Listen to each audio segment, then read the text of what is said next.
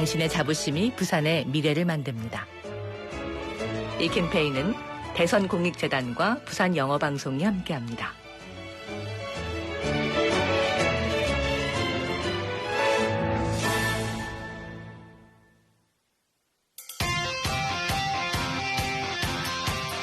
All-Star English Level Up, Live and Vibes. 감성 라이브. 부산의 목소리가 세계로 간다. From Busan to the world. R&B 황제 김조한과 부산 대표 3인조 감성 발라더 순순이가 드디어 만났어요. 세계에 도전하는 부산의 진짜 목소리를 들어보세요. Level up your English, sing along, and vibe with us live. Our brand new BFM digital studio is waiting for you. 팝송으로 영어 레벨업하고 감성 라이브도 함께 즐겨요. 자세한 내용은 부산영어방송 홈페이지에서 확인하세요. 선착순이니까 얼른 신청하시고요. Check the website for details. First come, first serve, so hurry and sign up. 우리 BFM 디지털 스튜디오에서 만나요.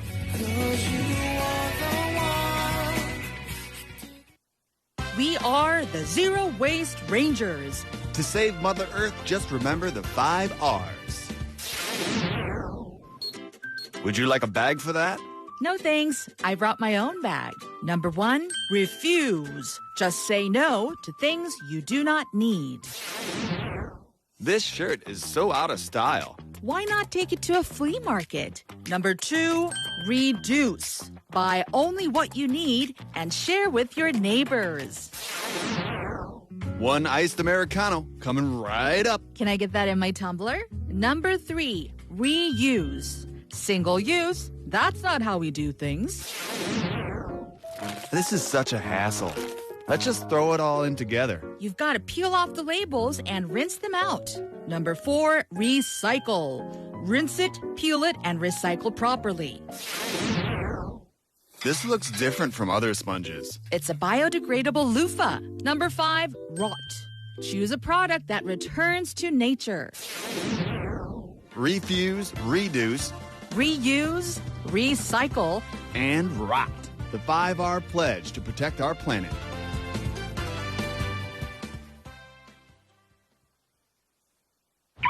Stuck in traffic again. No parking spaces anywhere. All I've done is drive. And I'm already completely drained. Maybe I'll skip the drive today. Instead of driving, every ride is my time. Put on my headphones, catch a quick nap, or simply gaze out the window without a thought.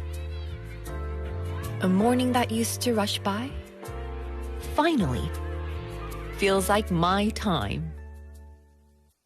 Less driving, more living. Take back your time. Public transit is the easiest way to reclaim your day. This campaign is brought to you by BEFM 부산 영어 방송.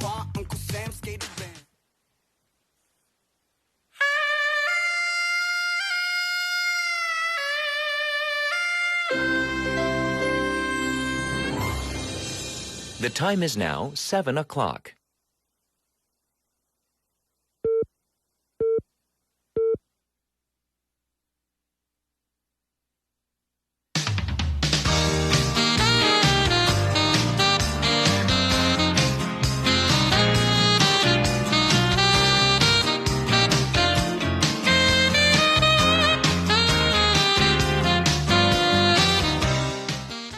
Waivers, I have a question for you. Do you buy your kimchi, or is your kimchi homemade?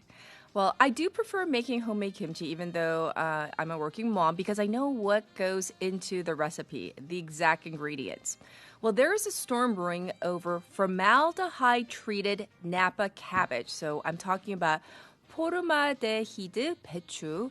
And this story is from China. China's authorities in Hubei province just confirmed allegations of formaldehyde use during local cabbage harvesting and transportation were true. By the way, formaldehyde is classified as a group 1 carcinogen, and that means that it could cause cancer in human beings. This came to light after an internet blogger posted footage filmed at a cabbage purchasing site.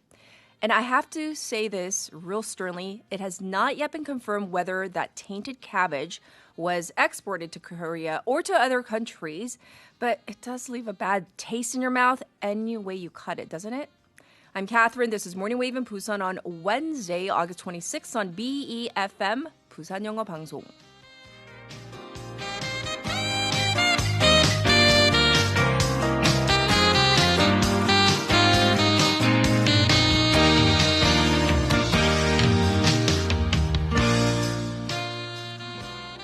Good morning, listeners. Welcome to the show. So once again, I do want to reiterate that there's no confirmation that the tainted cabbage has made it here to South Korea.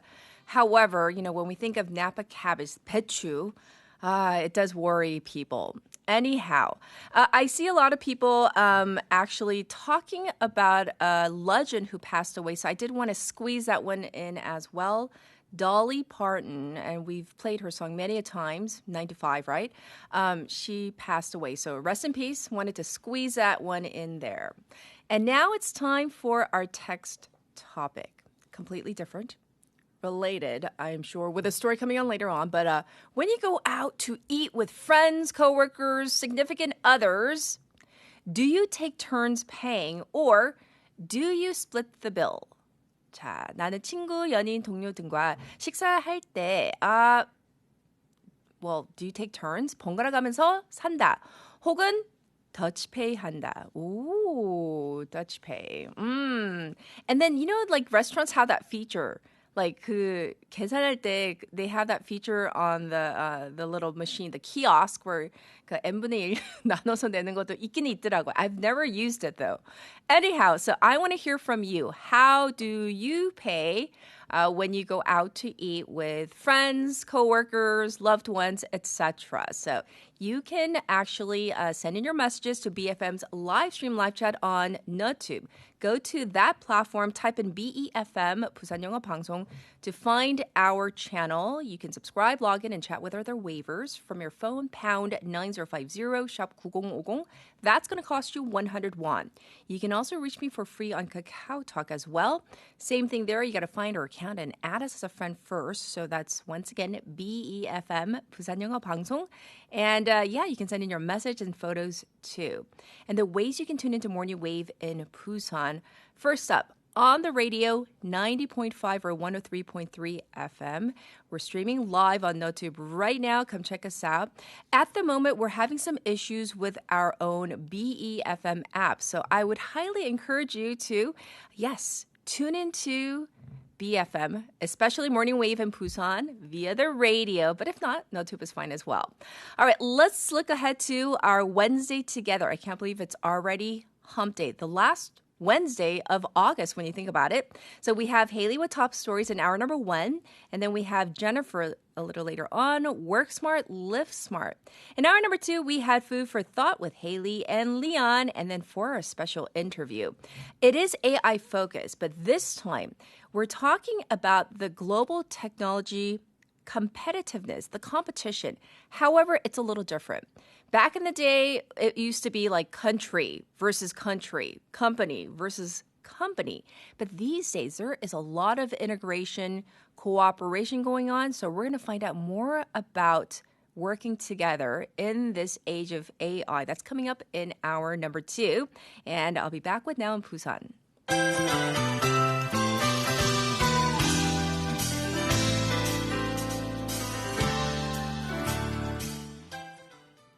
It's time for Now in Busan. This is our local news segment. Busan police launch a full survey over missing persons cases. As you know, this is a huge story, right? Busan Metropolitan Police said that it has launched a full-scale survey into the 25,605 missing persons cases filed between 2024 and July to look over whether they were handled appropriately in the wake of this growing story, the Jeju missing woman's case. For Busan, 99% of the cases have been closed. An official from the police said that police agencies nationwide are conducting the survey, and this will take some time given the scale and extent of these cases. Moving on. Busan, Yangsan, Ulsan Metro to be connected to Jeongwan Line. The government has effectively accepted Busan City's proposal to connect the planned Busan, Yangsan, Ulsan Metro construction to the Jeongwan Line, which is expected to help with development in eastern Busan and also improve access generally to the southeastern area. The Land Ministry this week disclosed its decisions on the construction project, which will connect Nokpo in Kimjeong-gu District to Seongnam-up in Ulju-gun County. This is set to open in 2031. All right, next up, let's talk about Busan City Bus reaching a wage deal. The labor management sides for Busan City's bus reached a final wage deal yesterday morning, agreeing on a 5% wage hike to 19,177 won per hour. Once again, that is 19,177 won per hour. So with this agreement in place, the city bus will avoid a strike and operate normally. Mayor Chun Jae-soo visited the negotiation site and thanked the two sides on finding a compromise for the people. And lastly, Busan Nambu Police to boost crime prevention activities for foreign nationals.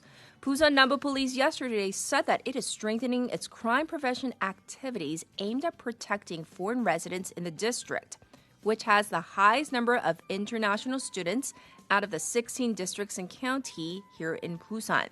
The police have made themed news flashcards in 5 languages, which will be posted on university websites located within the district, as well as international communities, and also on those large public billboards. All right, this was Now in Busan.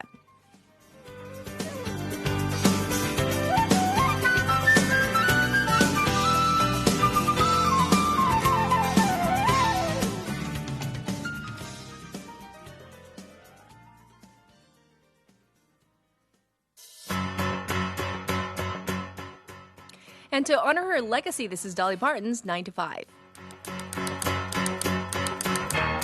Tumble out of bed and I stumble to the kitchen, pour myself a cup of ambition and yawn and stretch and try to come to life. Jump in the shower and the blood starts pumping. Out on the streets, the traffic starts jumping with folks like me on the job from 9 to 5. Working 9 to 5, what a way to make a living. Barely getting by, it's all taking and no giving. They just use your mind and they never give you credit. It's enough to drive you crazy if you let it. 9 to 5 for service and devotion. You would think that I would deserve a fair promotion. Want to move ahead, but the boss won't seem to let me. I swear sometimes that man is out to get me. They let you dream just to watch him shatter. You're just a step on the boss man's ladder, but you got dreams he'll never take away. You're in the same boat with a lot of your friends, waiting for the day your ship will come in and the tide's gonna turn and it's all gonna roll your way. Working 9 to 5, what a way to make a living. Barely getting by, it's all taking and no giving. They just use your mind and you never get the credit. It's enough to drive you crazy if you let it. 9 to 5, yeah, they've got you where they want you. There's a better life, and you think about it, don't you? It's a rich man's game, no matter what they call it, and you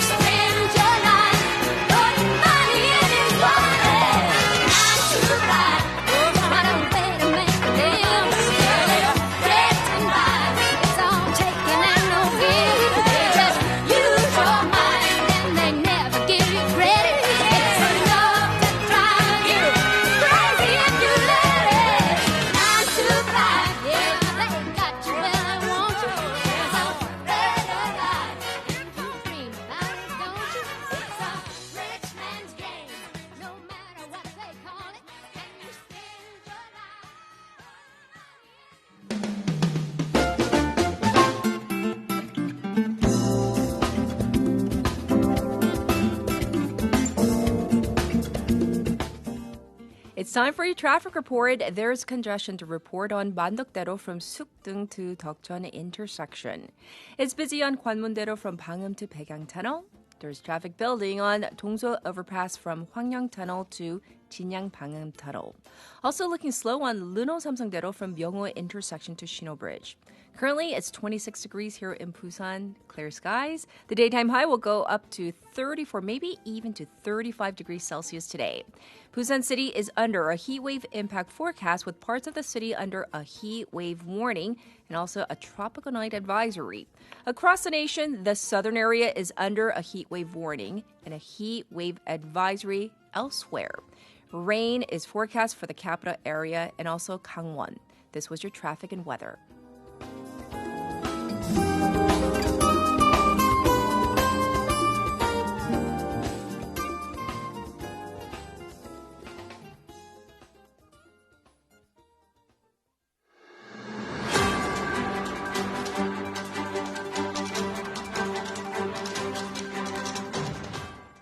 It's time for the morning brief.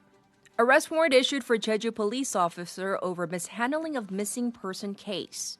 The Jeju District Court issued an arrest warrant for a Jeju police officer accused of wrongly closing a missing person case and deleting the information from the police's missing persons profiling system.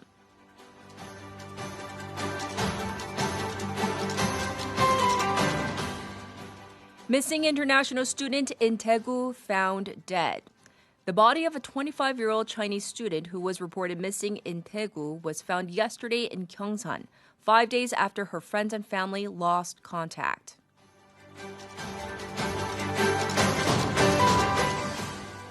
President calls for police reform ahead of power shift. President Lee Jae-myung yesterday said the police will soon wield the greatest power among government agencies, calling for the formation of a government body to be in charge of police reform.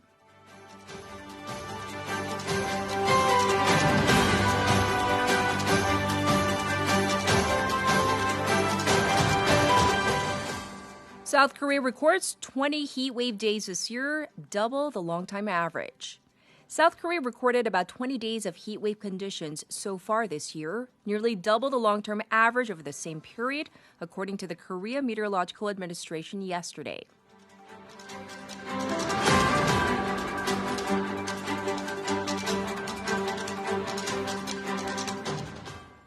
Canada announces dollar-for-dollar retaliatory tariffs on U.S.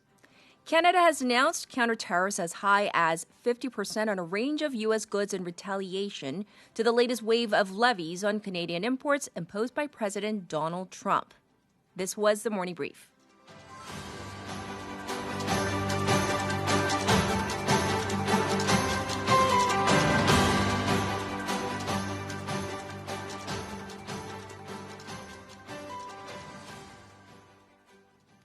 All right, Wavers, it's time for us to be joined by Haley. This is obviously our number one of Morning Wave in Busan. We're going to jump to top stories. Good morning. Good morning.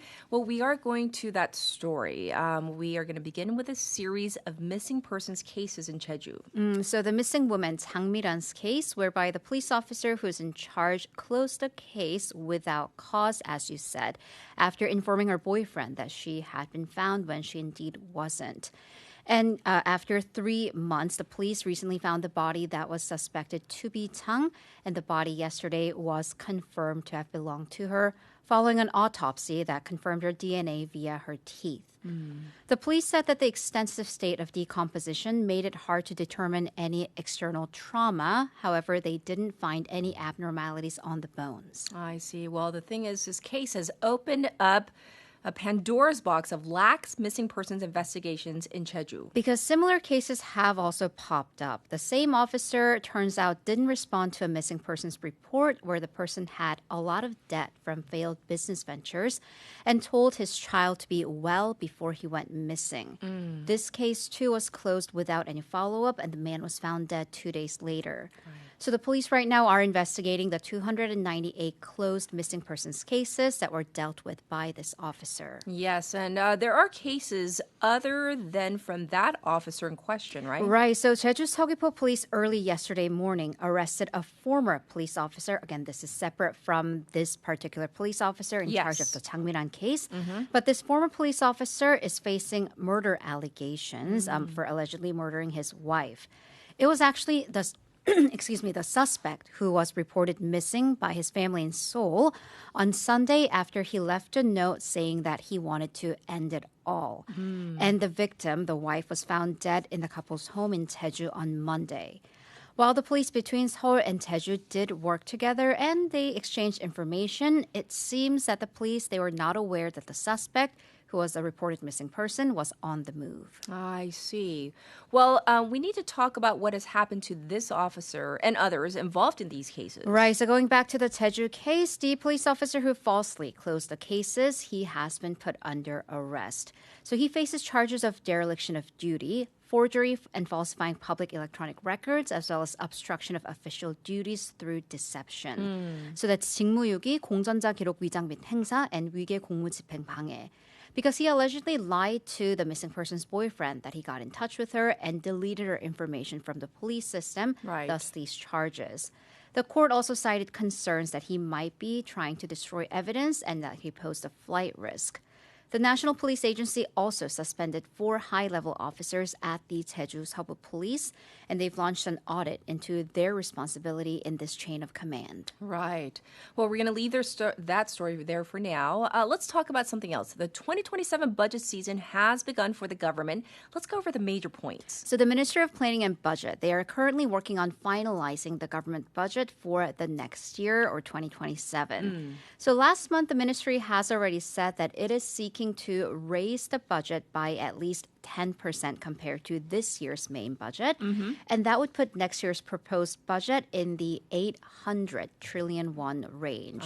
So a bit of reference, this double-digit 10% or more increase in the national budget would be the first since the 2009 financial or global financial crisis. Right. And the country already set a record last year with the first ever 700 trillion won budget, now changing, or at least set to change that record again with the proposed 800 trillion won. Yes, and what's the reasoning behind such an aggressive hike? So there's money coming in for the government via tax revenue from big corporate taxes thanks to this upcycle of the chips and semiconductors.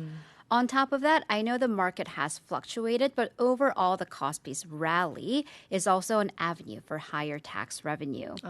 The Minister of Budget said that the government's projects next year, the national tax revenue expects it to be 500 trillion won plus some. Oh, so what will this proposed 800 trillion won budget entail? So there are 5 broad strokes, but main parts of 3 tripolar mega projects and AI. So yesterday, the government and the Democratic Party, the ruling party, they held a budget negotiations meeting at the National Assembly and announced that the direction of the budget will go towards, number 1, artificial intelligence, and the 3 tripolar mega projects. Also expanding future growth engines for areas like aerospace and bio, supporting the younger population, and responding to this polarized K curve, meaning the rich get richer, poor get poorer growth, and region-led growth. And finally, strengthening public safety to round out the 5 top priority fields of investment. The government and the DP said the Treasury, or the budget, they need to take an active role in boosting national growth and problem solving. Yes. And to that end, the Democratic Party's floor leader, Han Byung-do, pledged to make sure that the budget passes within the legal deadline. Right. Okay. Well, speaking of budgets, loosely related, well, we're going to talk about the cost of food for the month of July. Because off air before the show, we were just talking about like how our AC bills came, and we were like, it wasn't as bad as I expected. But was it like less hot in July? Will August be? I know. Will August be worse? We're going to have to find out. Yes. But now we're going to shift gear and talk about food. Because if you've looked at your credit card bill, was it not as bad, or is it? It was bad. So bad. Yes. So bad. Because who wants to stand in front of a stove and cook in all this heat. So major food prices all went up for the summer, unfortunately. Yes. So we're talking samgyetang, the chicken soup, naengmyeon, cold noodles, all the way to kimbap. And this is based on the Korea Consumer Agency's price information portal.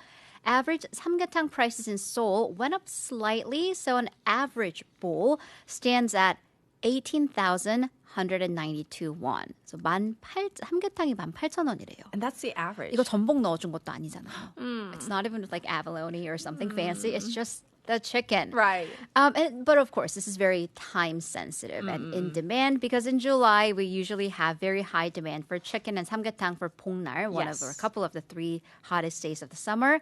And then on top of that, if you remember, this seems like a lifetime ago, the World Cup.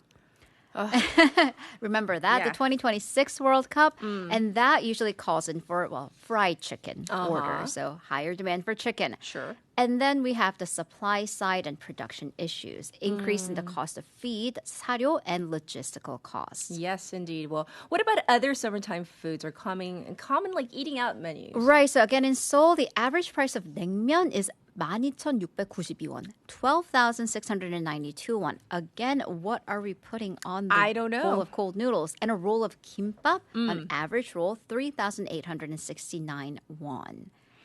That's for the basic roll. That's for the basic. Again, you guys aren't putting any like beef or tuna in there. Right. So cold noodles marked a third bout of price increases this year. And if you're going fancy, there's this really famous something place for the Pyongyang style cold noodles. Sure. They recently raised their prices from 16,000 to 18,000 won. Yikes. 18,000원이라고 합니다.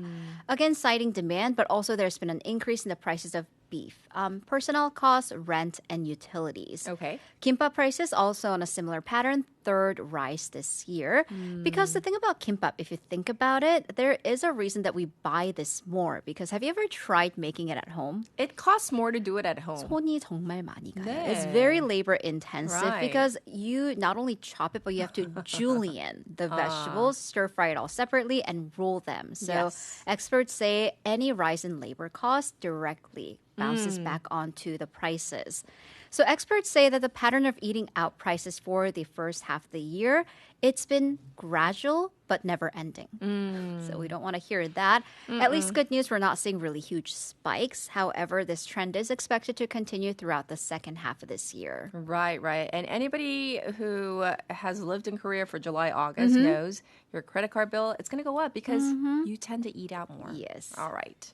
Well, now we're going to talk about weather-related stuff because there's apparently 4 typhoons that have developed like right around now. What are their trajectories and how might they affect the Korean peninsula? Right. If you think back to last year, we actually had 0 typhoons last summer, but now they're coming back with a vengeance. According to the Korea Meteorological Administration, or the KMA, 4 typhoons were working their way potentially around the areas around Korean peninsula.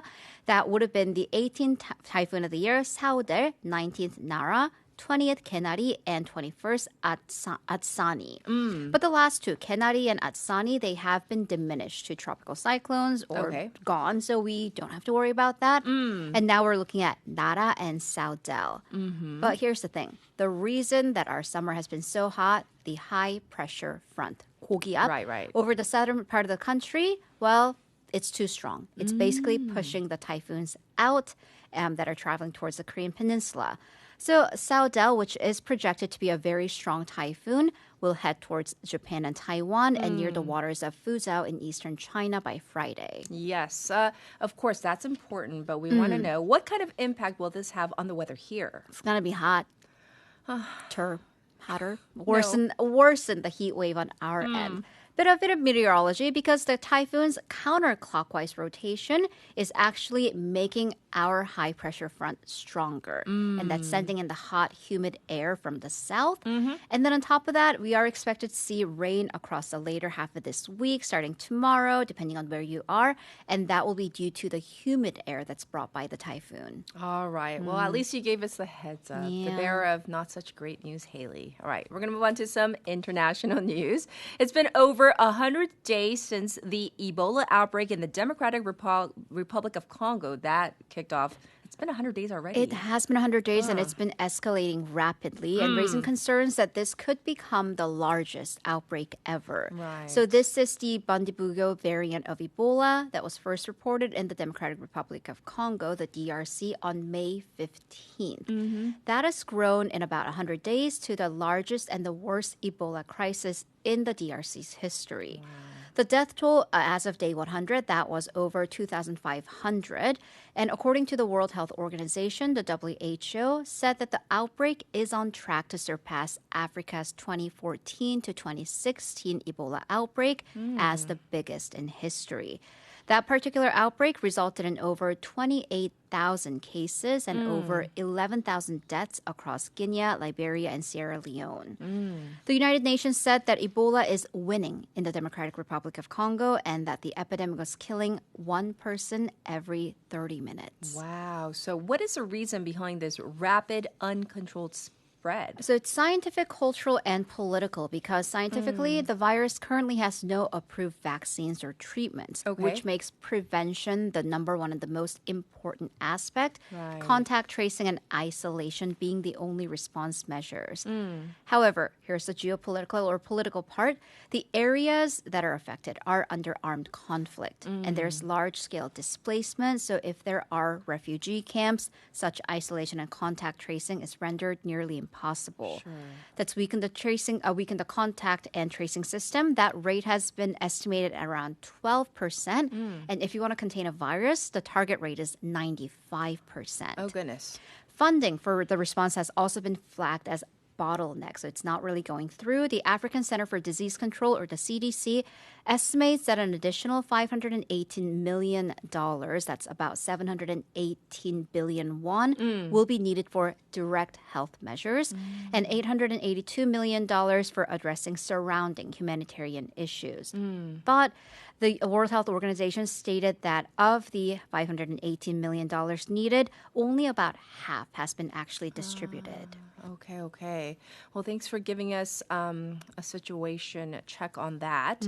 Well, speaking of situations, where are we on the U.S.-Iran situation? Because the U.S. announced its wave of new sanctions, right? So it's a little bit all over the place because U.S. President Donald Trump said that the U.S. Navy has removed or detonated all the mines in the Strait of Hormuz.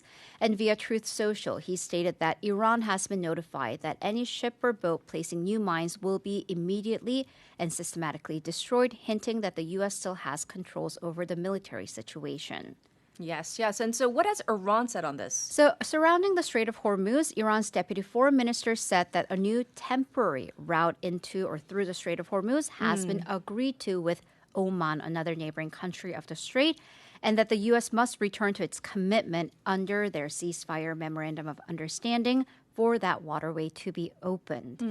And Iran's powerful Islamic Revolutionary Guard Corps, the IRGC, said that the U.S. is resorting to economic warfare against Iran, referring to the sanctions, and they're saying that itself is proof of defeat on the battlefield. Well, what about talks? Do we know anything about talks? So apparently there are talks going on, even with reports about a ceasefire. So Pakistan's interior minister, so this is an official source, says that significant progress has been made during talks with Iran's president to restore this previous MOU that expired recently. Right. However, a White House official told the press that the Trump administration is not currently engaged in talks with Iran. But are they engaged in talks with Pakistan or any other mediator? We'll have to see. And then very early this morning, Korea time, a Russian state-owned news agency reported that the U.S. and Iran have come to a ceasefire deal, including a free navigation through the Strait of Hormuz. So this report cited a military source in Pakistan and a security source in Iran, saying that the announcement will come within the next few days. However, we are going to be very cautious about this because the report didn't disclose the specific about that purported deal, nor how credible the sources are. Okay, well, we will have to wait and see what happens on that front. But thank you for covering all the top stories. And of course, we'll check in with you in hour number 2. Thank you, Haley. See you in a bit. All right, we have a song request from Hwang Eun-suk-님. This is Hey Honey by Young K. Hey honey, 딴데는 돌리지 마. 나랑 없을 땐 절대 행복하지 마. 다른 남자 볼 때면 눈에 못 들어가. Baby,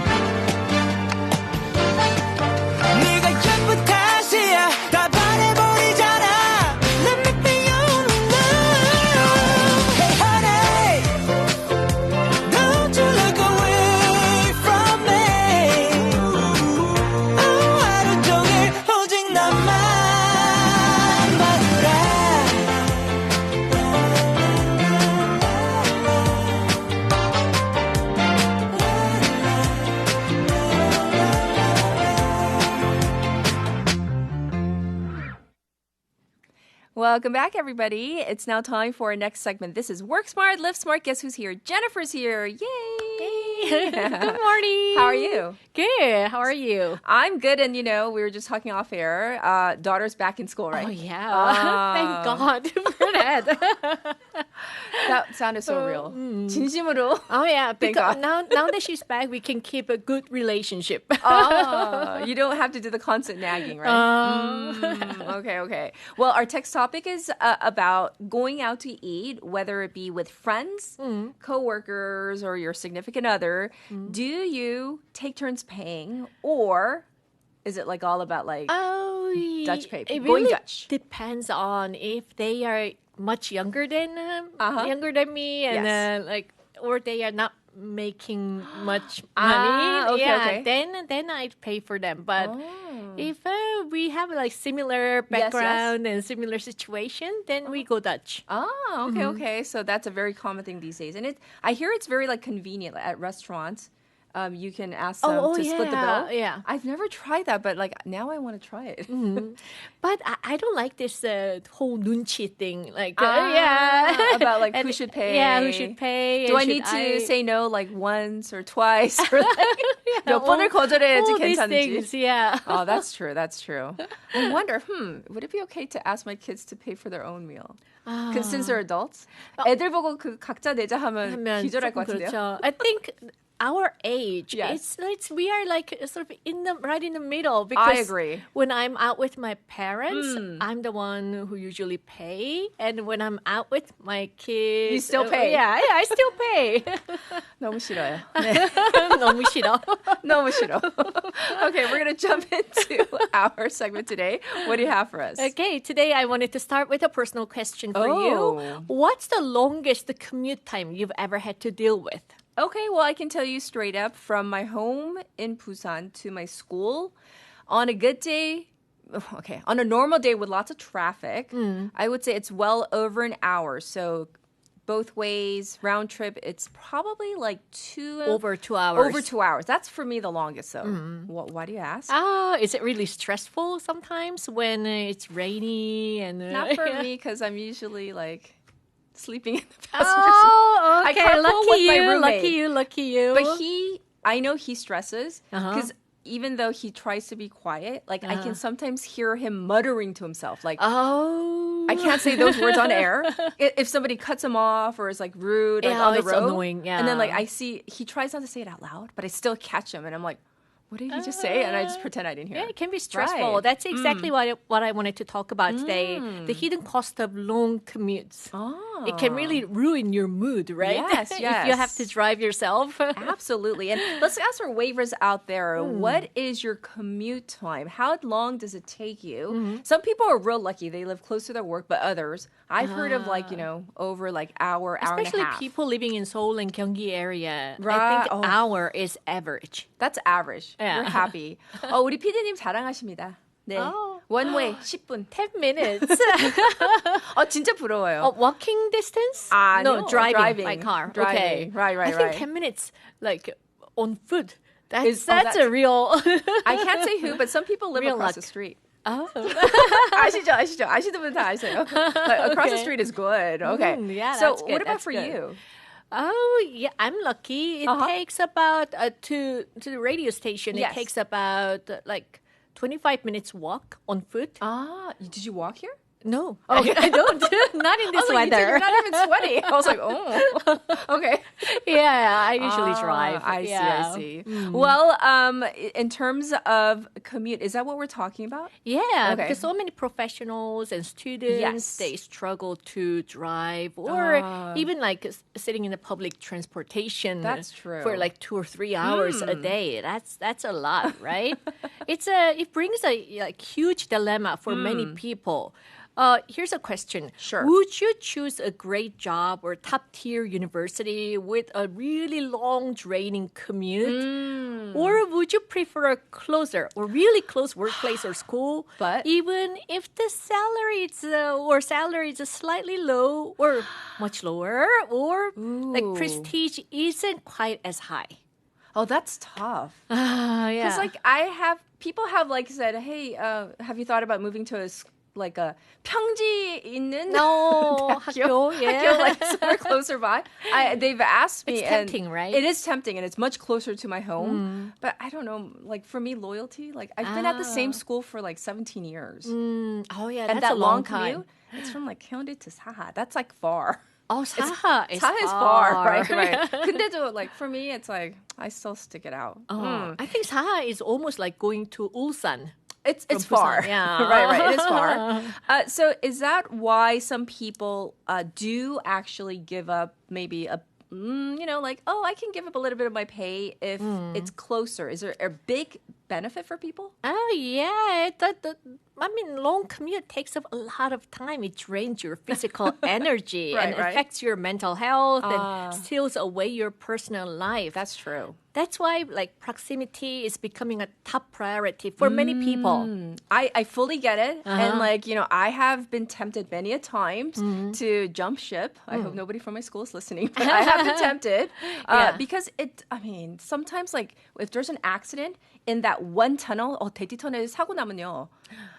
There's no way out around it. Right? You gotta like just stick it out. I get so anxious, right, in that situation. And you want to make it on time for your lecture, right? Yeah. I want to arrive at least like 10 minutes or 15 minutes early. At least because it takes time parking your car. And so if you're spending like 2-3 hours plus on the road every day, like you said, you could use that time. You could be spending time exercising or sleeping in a little bit more. Spending time with your family, it's definitely not a good thing. Yeah, exactly. Researchers actually call this the commute fatigue phenomenon. Studies show that long daily commute directly correlates with a higher stress level and a lower overall happiness. And even poor sleep quality because you are sort of half awake knowing that you have to start your day early. Right. And you start your day already exhausted before you even sit at your desk or attend your first lecture. I completely agree. That is so true. By the time I do get to work, I am like... I am pretty wiped out. And then sometimes I do take public transportation to get home because we have different schedules sometimes. And it's tough. Like, just like bumping into people and then like trying to find a seat and the nunchi game, like especially on the subway. You're standing and you're trying to figure out who of the sitting people do you think is going to get up and get off on the next exit. Because 진짜 눈치 보고 like, I'm like scanning and I try to like stand in front of the person whom I think is going to get up. Yeah. And then if it's not that row, it's like devastation. And just like you just gotta sit, and then you see an elderly person walking towards you. 양보해야 되잖아요. 그럼요. 네. We're at that in-between age, right? And then going back to this like traffic jam. Yes. We also have to like talk about car commuters driving yourself to work. That comes a completely different kind of. That gives a like really different kind of stress. I agree. Compared to taking public transit. Yeah. So when you're in public transportation, of course, you're playing the nunchi game. But once you find a seat or you're standing leaning against something, well, you can kind of close your eyes. You can read. You can listen to music. But when you're driving, you are like, you have to be alert. Be focused 100%, right? So drivers face like unpredictable bumper-to-bumper traffic, aggressive drivers cut in, and the constant fear of being late. Studies show that rush hour driving triggers a sharp spike in cortisol, which is your body's primary stress hormone. Oh, yes. And then let's not even talk about finding a parking space. Because that's like a whole different thing. When you arrive to work, depending on where you work, if there isn't ample parking and you're cutting it close because there was like an accident, right? And then like that's like another whole source of morning anxiety, I think, like finding a parking space. Yeah, and if you're like parked outside, you have to walk in this hot weather. The muggy weather. Yeah. Yes. Yeah, and then like whether you are squeezing onto a packed train or gripping the steering wheel in heavy traffic, right? Long commutes wear you down in different ways. I guess that's why, going back to what you said earlier, that is why younger professionals and students are maybe changing their decision-making criteria when they're looking for a job. or even a school, like they want it to be closer to where they're staying, right? Yeah, that's right. That's right. It's really about quality of life. Being able to walk to work or take a short 10-minute ride gives you like control over your own time. Right. That sense of time autonomy is priceless. Right. I do agree with that. I mean, not everyone has the option to live right next to school or right next to their job. I mean, it's great. And real estate prices near major business districts or universities, are often really sky high, forcing many people to inch away from their place of work or school. And that's a harsh reality for many, many people. Yes, yes. So for those who have no choice but to endure these long daily commutes, how can they protect their well-being and make the time feel less, I guess, miserable? The key is to reframe the commute time. Okay. Instead of viewing it as wasted time, a total waste of time, try to transform it into a gentle buffer zone between your home life and your work life or school life. A buffer zone. Yeah, okay. sort of like third place. Okay. So what are some practical ways to build that kind of mindset, especially for both, public transportation riders and also drivers? For like transit riders, practice low pressure engagement. So don't force yourself to study or answer work messages on your phone. Okay. Instead, listen to audiobooks, light podcasts, or calming music that helps you like transition softly into the day. Right. And of course, Morning Wave in Busan. Yeah. You should be listening to us. We're going to calm you down. I promise, right? So treating your car once again as a kind of a relaxing personal space rather than, I'm stuck in traffic, kind of that attitude, it makes a huge psychological difference, right? Yeah, it really changes your mood. Okay. And for drivers, turn your car into a private sanctuary, like third place. Instead of listening to stressful news or aggressive talk radio, play your favorite music, engaging audiobooks or educational podcasts or BFM. You can also practice a gentle breathe work at the red lights to release shoulder tension and keep your nervous system calm. Sure. I know it's not easy to do that because you're not like on a business trip. You are commuting every day. True. Yeah. Right? But treating your car, once again, if you take your personal car as kind of a relaxing space rather than just, once again, stuck in traffic. So that might be good for you, like mentally, right? Yeah. And for everyone, try to set strict boundaries. Use your morning commute to mentally prepare for the day. But use your evening commute strictly to disconnect from work. Okay, disconnect. So when you leave your place of work or school, you're saying try not to check, your emails. I know it's real tempting, right? Or message apps on your phone, right? And kind of just let that ride maybe be like a cool down. Yeah. For your mind? Yeah, that's good. That's good. Okay. That's good. In fact, some productivity experts suggest creating a small commute transition ritual for that exact cool down period. An actual ritual. So what are we talking about? It can be as simple as pausing for just 30 seconds in your parked car before walking into your house or taking 3 deep breaths right before you step off the train. It signals to your brain that your workday is officially over and your personal time has begun. I can say, honestly, I already do this. Because usually I commute by car from radio station to home. And before I enter the home, I sit in my car for about a minute, just a minute. And then while I'm thinking about, so leave that at the door. Leave it in the car. Yeah. Unfold, unwind. And then I walk in.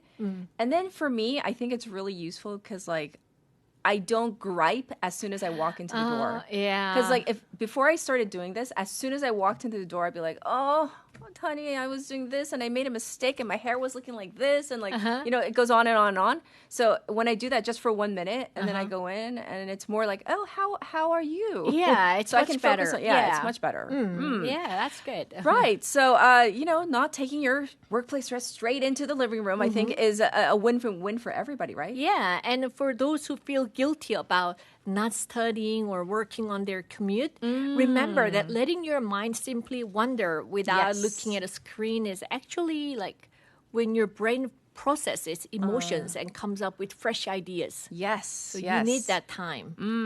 Well, that is a great reminder, giving ourselves permission just, if you want, just stare out the window. We definitely want to prevent burnout. So I think this is a good thing. I mean, some people, very few people, enjoy driving long distances. But most of us don't enjoy driving long distances every day. Like commuting long distance, like that is terrible versus like going for a drive on the weekend. Going for a drive, so you're different. like trying to find a new cafe or 맛집. That's a different story. Exactly. Well, I want to thank you so much for bringing us such practical and insightful discussion. Oh, thank you. And I hope all our listeners, whether you're driving or taking taking the public transportation, take a deep breath and give yourself moments to rest. Yes. Yeah. Let's try it today, this morning. Yeah. If you are on your way to work, let's try that just for a few seconds, few breaths. We need to be kind to ourselves, right? All right. Well, with that in mind, we're going to say goodbye for today. But thank you so much, and we'll check in with you next week. See you next week. Bye-bye. Everybody, this was Jennifer, and we're going to take a little song break. For all the wavers out there, 파이팅 해야지 by 부석순. Fighting, yeah.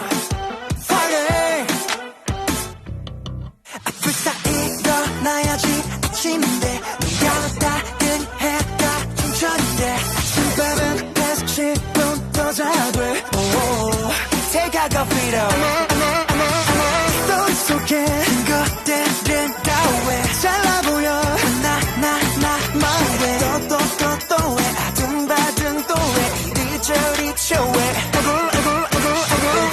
다 이어폰 꺼본 좀비 빈교해 모두 다 텐션업 펌핑 힘을 좀 내어보자 우린 여러분의 부석순 반복되는 하루에 시작이 되는 이 노래 네 옆에서 불러주겠어 힘내지 못하겠어 Don't give it up, never give it up, yeah 우리 부석순 Fighting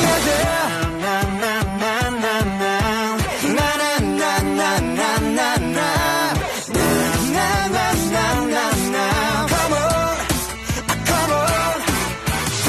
스토리 속에 친구들은 다 왜 잘나 보여 나만 왜 또 왜 아둥바둥 또 왜 이리저리 저왜 다 이어폰 꺼본 좀비 빈교해 모두 다 텐션업 펌핑 힘을 좀 내어보자 우린 여러분의 부석순 반복되는 하루에 시작이 되는 이 노래 네 옆에서 불러주겠어 힘내지 못하겠어 Fighting Don't give it up, never give it up, yeah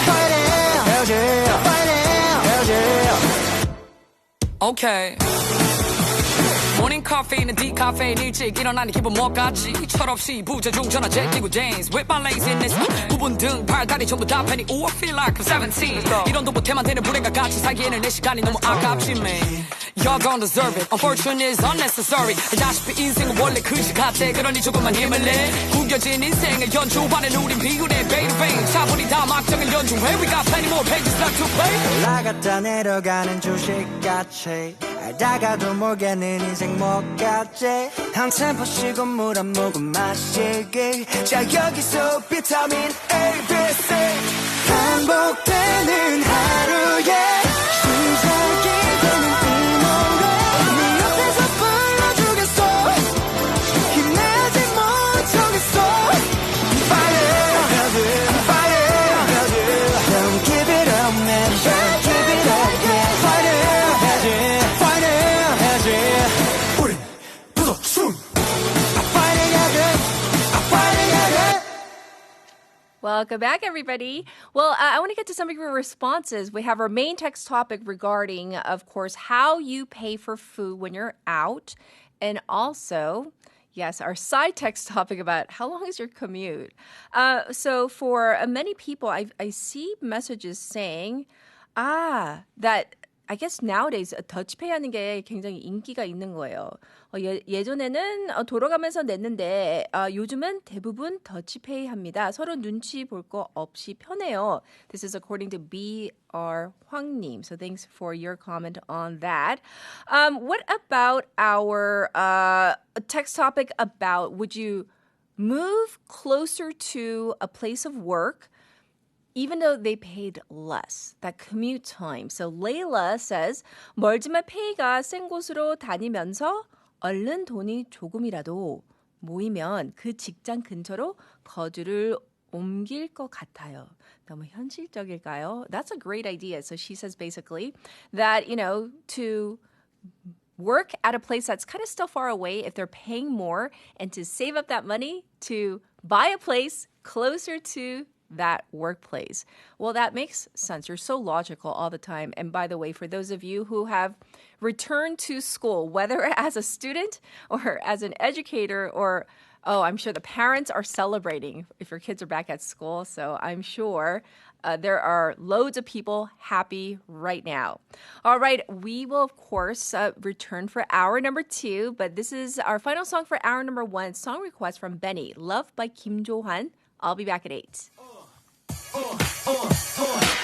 LOVE 나도 모르게 어느새 빠져들어가 너와 내가 LOVE 모든 걸 이겨낼 수가 있잖아 너와 내가 사랑해요 아름답죠 행복하죠 이보다 더 좋을 순 없죠 그래서 빠져버리죠 조심해요 love 널 감춰둔 가슴에 기대는 그녀가 안쓰러워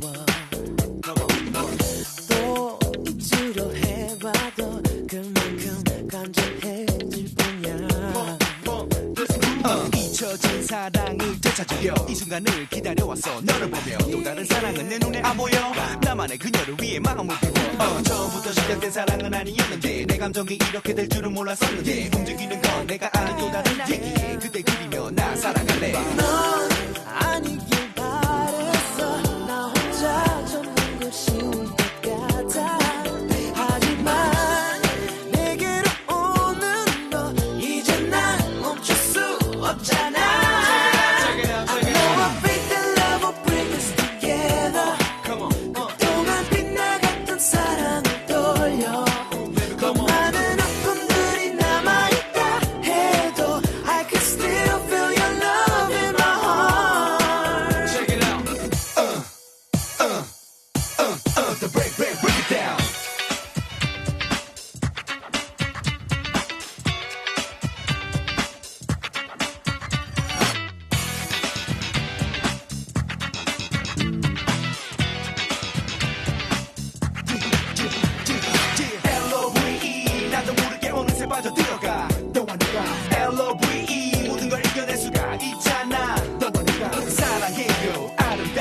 행복하죠 이보다 더 좋을 순 없죠 그래서 빠져버리죠 조심해요 love 내 욕심이 큰 건지 너무 많은 게 와버린 건지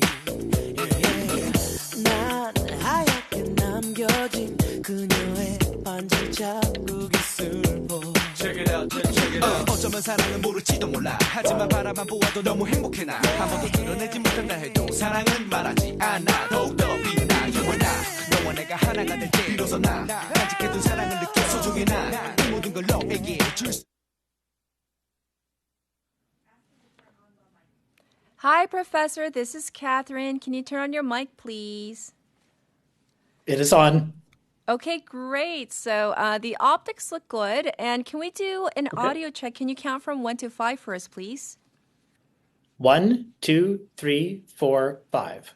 All right. And I also want to confirm that you're Professor Mark Daly. Is that correct? That is correct. Okay, great. What's going to happen is at the top of the hour, I have a short news segment. I'm going to read the news for about 4 minutes, and then we're going to jump right into special interviews. So after our test call, if you could please mute your mic and then unmute your mic before our segment. And our producer, if you can keep an eye on your Zoom chat box, she's going to text you and say, hey, can you unmute the mic? And then we'll be good to go. Perfect. Do I need to turn off camera or is that okay? No. You can keep the camera on. Just mute your mic and then unmute when it's time for our interview. Is that okay?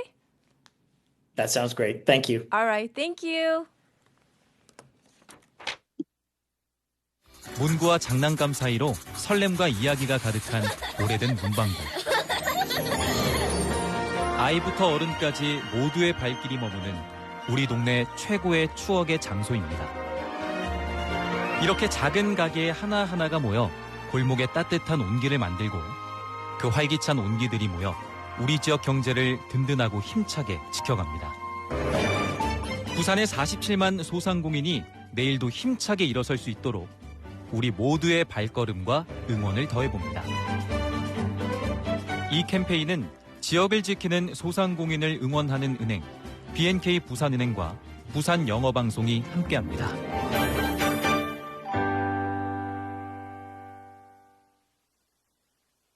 We are the Zero Waste Rangers. To save Mother Earth, just remember the 5 R's. Would you like a bag for that? No thanks. I brought my own bag. Number 1, refuse. Just say no to things you do not need.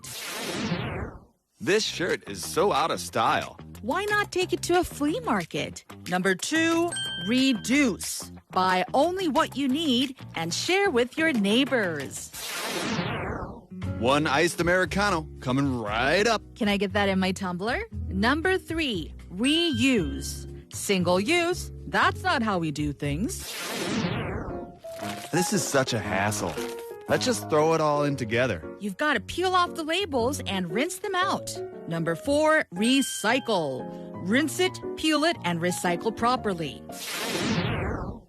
This looks different from other sponges. It's a biodegradable loofah. Number 5, rot. Choose a product that returns to nature. Refuse, reduce, reuse, recycle, and rot. The 5R pledge to protect our planet.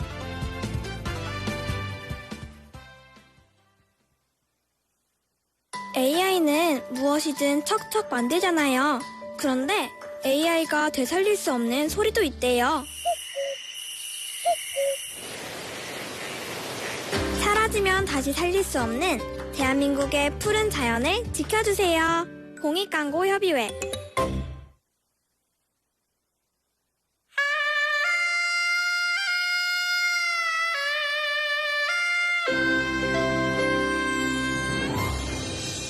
The time is now 8 o'clock.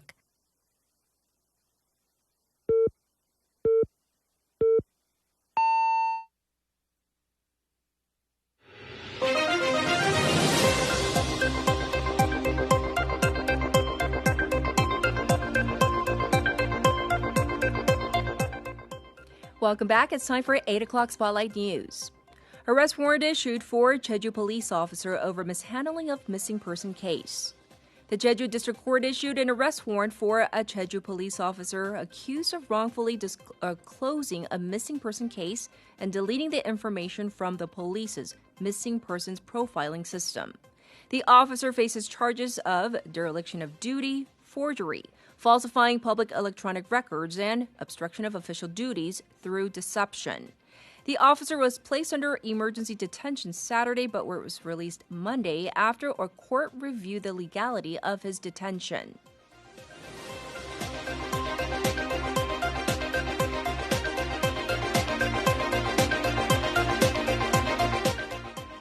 Missing international student in Daegu found dead. The body of a 25-year-old Chinese student who was reported missing in Daegu was found yesterday in Gyeongsan 5 days after her friends and family lost contact. The body was found at the home of the suspect, a Chinese national in his 30s who called in the missing persons report. The police are investigating the case, focusing on whether the suspect made the report to throw the police off the trail and the exact time of the victim's death.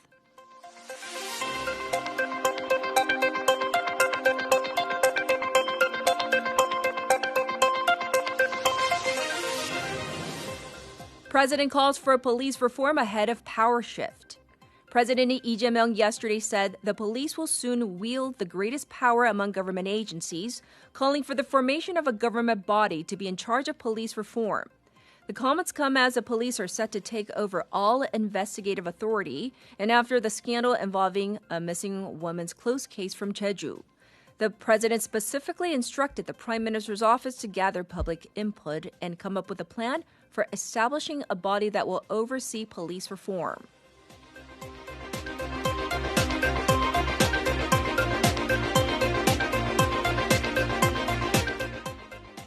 South Korea records 20 heatwave days this year, double long-term average.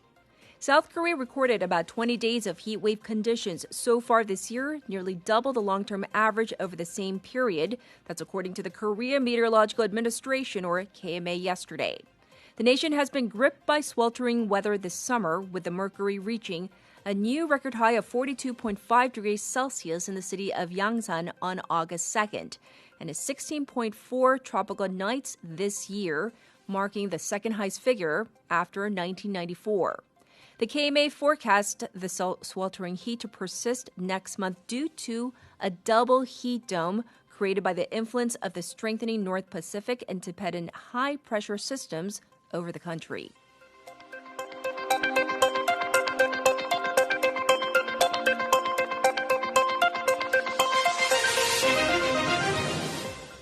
Canada announces dollar-for-dollar retaliatory tariffs on U.S. Canada has announced counter-tariffs as high as 50% on a range of U.S. goods in retaliation to the latest wave of levies on Canadian imports imposed by U.S. President Donald Trump.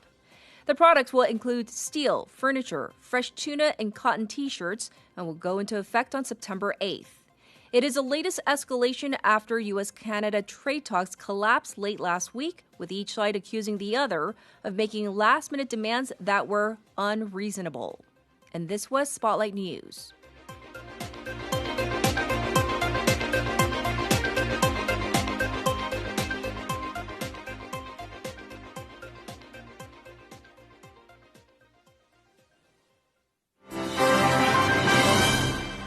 It's time for a special interview on this Wednesday. You know, the global race to develop artificial intelligence, or AI, is transforming not only the technology itself, but also the way countries compete and cooperate.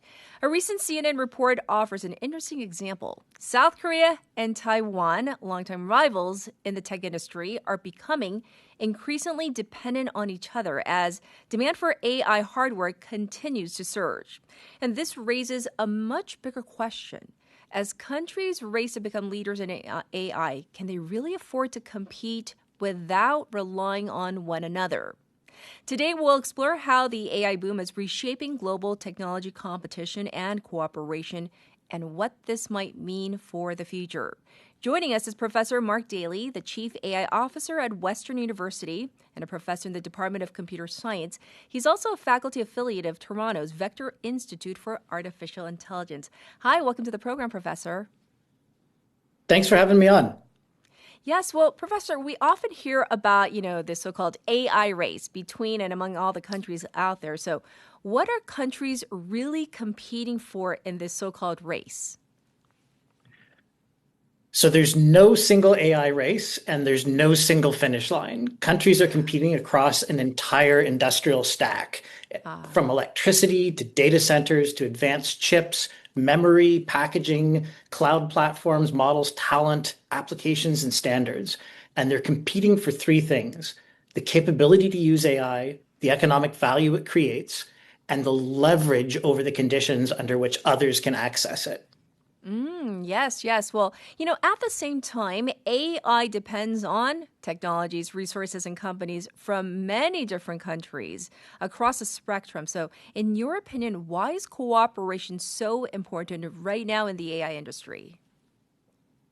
So no single country on Earth possesses every single capacity needed to build advanced AI at the scales we're building it at.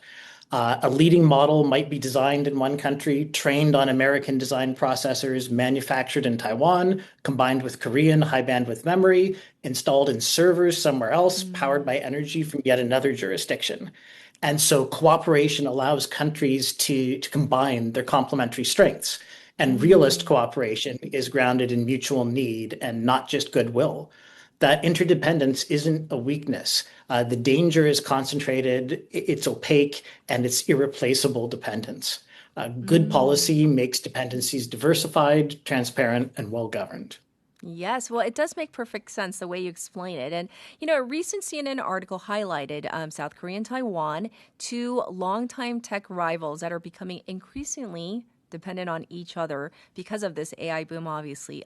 What does this tell us about the changing global technology landscape? Because in the past, it was pretty fierce, the competition, but it does seem like there is a bit more cooperation these days. Yeah, it's evidence that competition and cooperation aren't actually opposites. Korean firms provide most of the world's high bandwidth memory. Taiwan provides leading edge chip fabrication, advanced packaging, and much of the server integration ecosystem. So neither side could ever capture the opportunity effectively alone. They're dependent on each other. And the relationships of those dependencies change depending on the layer of the AI stack you're talking about. So two countries might compete in the consumer electronics level, collaborate on AI infrastructure, and align politically on a different issue. Wow. So I guess our next question is almost moot because I was going to ask you, can countries realistically become self-sufficient or will they continue to have to depend on each other? I think it's still a really good question because there's this dream of being fully self-sufficient. I'm going to be sovereign in the AI domain. And right now, not even the US or China could do that. The costs would be incredible, and there would be really long delays trying to reproduce every element of the stack domestically. So sovereignty doesn't mean owning everything and building everything yourself. It means preserving the ability to act, to switch suppliers, to verify systems, and to sustain essential functions when you're under pressure. So the practical strategy is specific to the layer of the AI stack. Build yourself where foreign dependence might become coercive.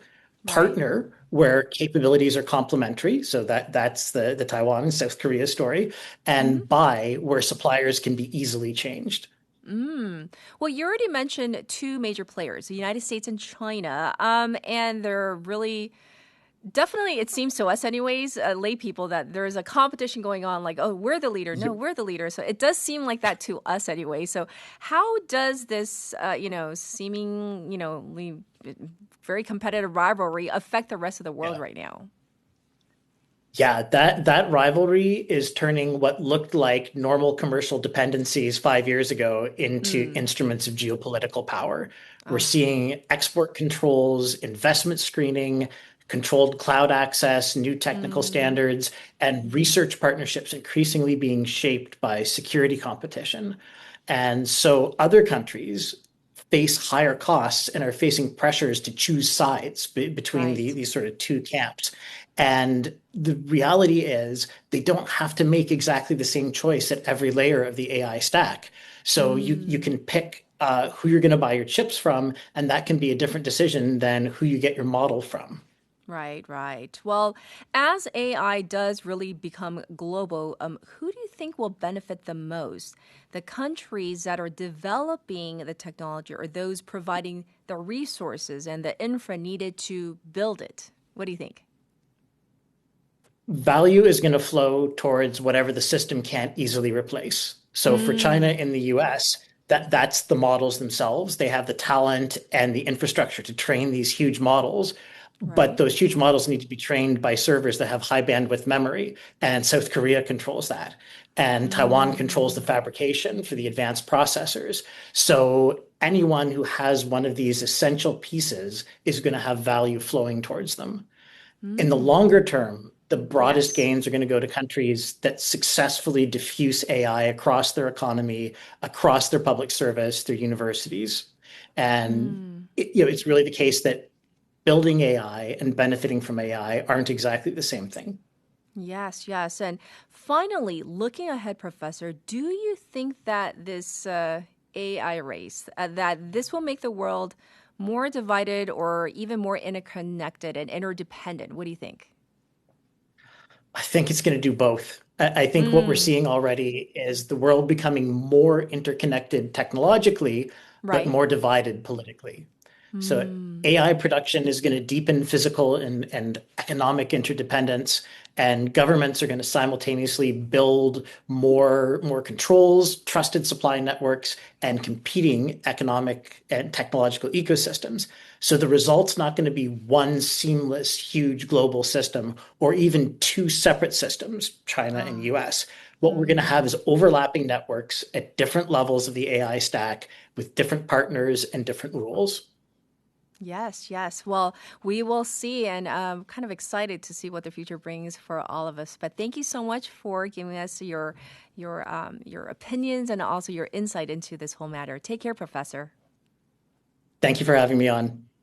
Everybody, this was Professor Mark Daly once again for a special interview. So that interconnection, the interdependence, and of course the competition, that seems like what we have in the future, at least in the short term, and probably the long term as well. This was your special interview. I'll be back with your traffic and weather.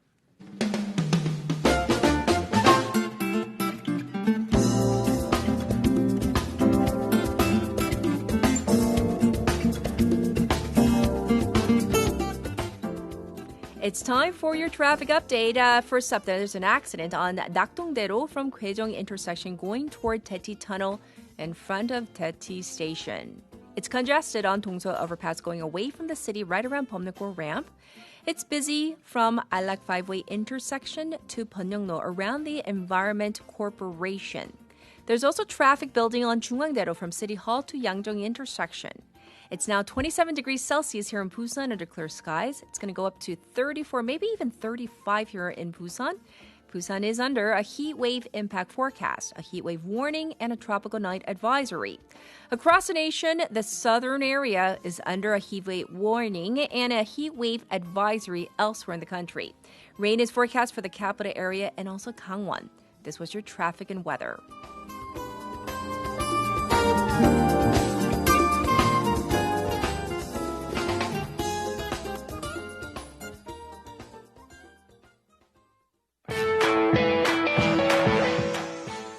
And this is 안녕 by Joy.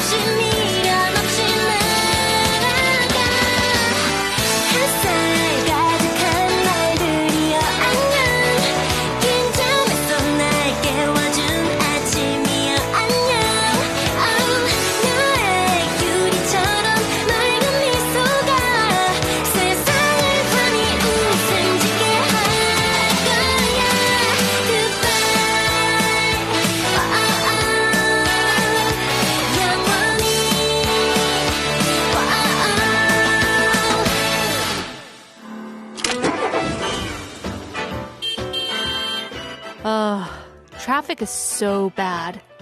Let's see what's on the radio. Get the latest news and current issues that you need here on Morning Wave in Busan. You're now listening to Morning Wave in Busan with me, Catherine. All right, are you ready for our next segment for our two lovely ladies in the studio? Food for thought.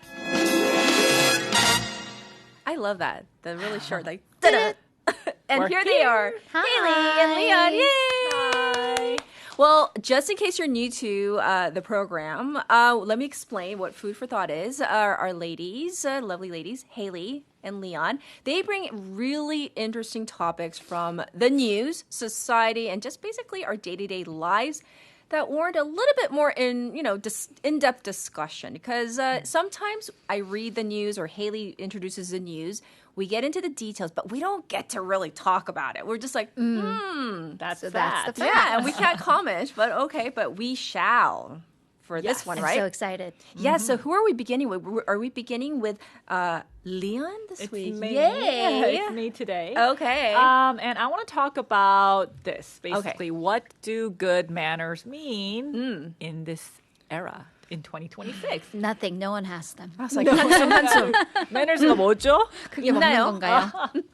Right. So because what's come back this year is 서당. Oh. You guys never been to 서당. 서당, for those of our listeners who don't know what it is basically a village, a small town village schoolhouse. Back in the day when Korea didn't have like elementary schools. None of our days. None of our days. Like 호랑이 담배 조선. 피다 시절 약간 a little bit back then is very, very schoolhouse in small villages. So 서당. Of course, you guys have never been to one. No. I've been one. called 선비 and 훈장님. But you never been to. No, I haven't. Right. Do they have a memestic there? Memestic. Oh, I'm not sure. I don't think so. I don't think they do the physical punishment. But so and this 서당 has come back, not just as some traditional cultural experience where, kids put on hanbok and bow. It's nothing that simple. I'm talking about this old school sleepaway. No phones allowed. Everyone has to wake up and greet your elders properly. Yes. Learn the table manners. Study Chinese characters and live by the rules at this 서당 camp. Where is this? I got to take notes for my nephew. I got to send this Not information. in Gyeongsangnam-do. Okay. It's a little bit up north. Right. So this is also I'm not sure if you guys have been familiar with 청학동. Yeah. Back in my day. What is that? It's this village. It's a very traditional village in okay, I don't mean this in a derogatory, kind of in the middle of nowhere. Like it's in the middle of mountains. Like on purpose? Yeah. Okay. They have full out 훈장님, who's wearing hanbok, and they are full out Confucian. It's summer camp, but take out the fun. But did you go there? No, my mom always threatened to, because back in our day, I was 저거. When I was behaving like 저거, she was like, 저거를 청학동을 좀 보내야지. Right. So it's a similar thing. Like 서당 is a schoolhouse, but or 청학동 is almost like this small village where, people are learned manners. For me, though, back in the day, 말 안 들으면 not 청학동만, 넌 고아원 보낼 거야. It was kind of like the threatening word. But anyway, so 청학동, it has this image of very strict teachers, traditional clothes, early mornings, and absolutely no fooling around. Yes. And apparently our parents are not just threatening them anymore. They're actually booking this place and sending their kids. Okay. So it's still up and running. It's up and running and it's hot. It's hot. Parents are like, I wonder why. 너도 해야 돼, 나도 해야 돼. 우리 애들 다 보내자. So according to major news media outlets, traditional etiquette camps. Isn't that so funny? Traditional etiquette camps. Etiquette camps. Only in Korea. I feel like the most misbehaved kids have to go there. Well, if you think about it, though, but when I hear traditional etiquette camps for children in English, I think of cotillion. And the debut for our Korean listeners. That's when people in country clubs, the hoity-toity class, they debutantes, they wear the white ball gowns and they learn the forks outside in, and I don't know what else they do. Right. Yeah. Okay. But so these traditional etiquette camps have been filling up this summer. So 공주 도령서당 in South Chungcheong province, they've been running programs since 2001. And, you know, their spots have been filling up completely for these 2 summer months. And the school says inquiries are coming earlier and the waiting lists are getting longer. I wonder why. I wonder why. Right. And also there was another program at 청학동, literally at 청학동, and that sold out 10 of its 11 summer lessons. So yeah, and I find fascinating is why parents are sending their children there, because it's obviously not for, I want you to learn some Chinese characters. So why not, right? Yeah. Why not? Why are they really sending them? The biggest reason is the no phone policy. So it's the digital detox, right? 진짜 우리 때랑 다르다. Right. Because back in, I didn't grow up with phones, obviously. But like we were just about like, you know, you need to learn how to respect the elders. Because it was like 존댓말도 안 하고 이불도 정리 안 하고, still don't. Because I didn't go. So they were like, my mom wanted, and then they did the meme stick back in my day too. So my mom was like, we got to beat some manners into her. I'm going to bring our meme stick one of these days. Oh, you have one? I have one at home. We never used it. Oh, I see. But then my kids later on pointed out, Mom, you spelled it meme stick. Meme? Meme. You forgot the mem. I was like, oh, okay. Well, good thing I never used it. But anyhow, so we want to know more about this program at Seodang. So first, I'm assuming no phones, no devices. No phones. But before we get there, so children, you know, they kind of wake up. They do morning greetings. Yeah. They learn the traditional table manners, and they study things like 사자서학, which is a traditional text about proper behavior. Nice. And then, I like this part especially, they write gratitude journals. 감사일기. That's one thing that I really want to do with my children. That's a good one. But it's so hard. Right? 태어나줘서 감사합니다. That's all they do. 답해주셔서 감사합니다. It's like, no, that's not how you go about it. But anyway, and then they do meditation, and they spend time outdoors. And I feel like I want to go here. Like, it sounds like a vacay for me. I think adults need to go here. Adults need to go here. Speaking of like parents, manners. Yes. Exactly. Without my kids, though. But anyway, so 이 프로그램의 꽃. It sounds weird if I say flower of this program. But what is it? What's the highlight? The highlight is that the smartphones and the electronic devices are heavily restricted. So there is no longer the old image of children being memistic with a cane there. Right. The focus here is much more on the character education and gratitude and learning how to live with other people without the bothersome, the nagging, ringing. Smartphone. I think they also get socialized so much probably during this period, because when have you ever seen a preteen without this next to their friends? Yeah. 정말 진짜 보기 싫어요. The top of your heads down. Right. Every kid has their. So my question is this: like for Haley, if you have a child, and for Catherine, if your children were younger, yes, would you be willing to send your kids here to 청학동 for 2 weeks?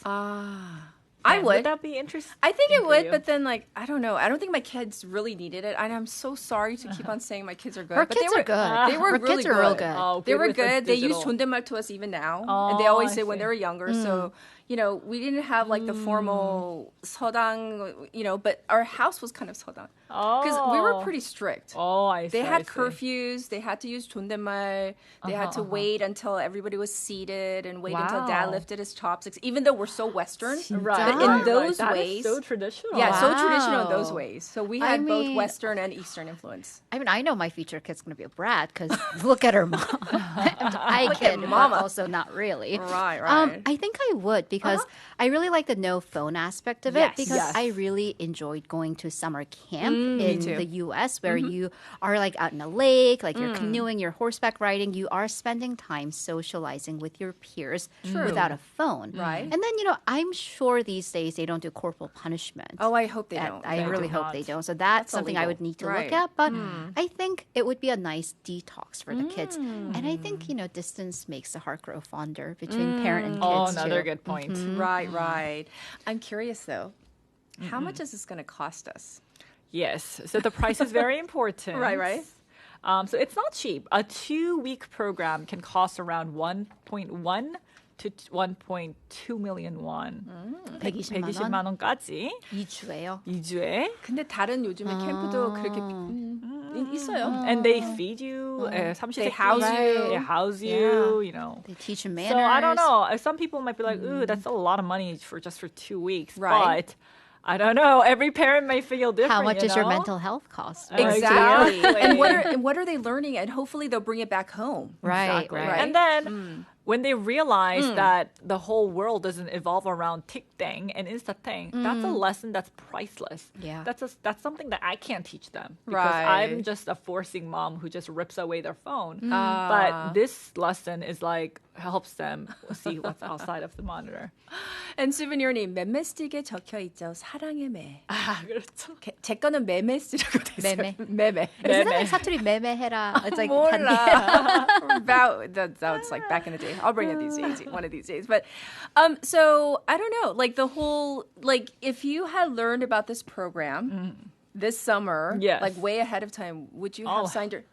Sure. I was like, don't say that word. Her mouth. Sure, I my read kids her are lips, going. guys. Yeah, They're just going. because, you know, I would probably like brainwash myself saying they want to be with nature. They love little bugs and frogs and stuff. And this is happiness for them. So, yeah, I would have probably sent them there. Okay. So I want to ask you guys also. Yes. So it seems like a lot of parents these days who are sending to Seodang and Cheongakdong, we're worried about the manners that these children have. Yes. What do you guys think? Do the younger generation need manner education? Yes. Yeah. It's not even manners and etiquette. It's socialization too. I'm like, where is your... And I go, because I teach college kids, and I walk into the class, and I'm like, oh, 안녕하세요. And then it really depends month by month, but sometimes it's crickets. And I'm like, and I am from the generation. They don't even look up? They don't even look up. And I think they do like... and for our radio listeners, I did a very little like 대충 like nod of like acknowledgement of human being. But then I am from the generation where we had a 반장 and we did the 차렷 경례. Yes. So I'm just like, do you guys? You're old school. I'm old. So I'm like, I just jokingly say, do you not see me? Like, 얘기해요? but I jokingly say, 안녕하세요. 내가 안 보이니? 내 말이 안 들리니? Oh, that's a very cute way to do it. I say hello, like I have class next week, first, fall semester class. And my usual thing these days, because, the younger they're getting and the older I'm getting, it's like, they do say hello, but it's kind of like they don't make eye contact. It's like, 안녕하세요. Like, kind of like that. And then so... And also, this is my thing. Yes, what's your thing? 안녕하세요 없어요. 세요. I was going to say, the younger you are, the more syllables they miss out there. I'm like, seyo means nothing. Seyo is not a hello. And it bothers me because there's certain kids who always just say seyo. There are. Just so lazy. There are. And then there are certain kids who just like phone. I think we can go cancel my segment and go on and on. But like, of course. Phone manners. Because again, aging myself, we were taught phone manners in school, like in class, because we had landlines, like 집전화, but they don't. Right. So we're talking about what's happening here in Korea, but I think it's a similar story back in the U.S. as well. Oh, yeah. Because there was this student at Vanderbilt University who wrote an opinion piece titled Gen Z Needs a Lesson in Etiquette. And in that article, this article caused quite a stir. And there he described his fellow mates entering elevators before allowing others to get off. Right. Students. Oh, my gosh. It started. Like, they're like, their nose is like right, against the door. And students staring at their phones and bumping into people without really apologizing. Right. Or people failing to say thank you when someone holds a door. That's like the minimal holding a door, manners. Right. And also classmates choosing their phones over small talk before class.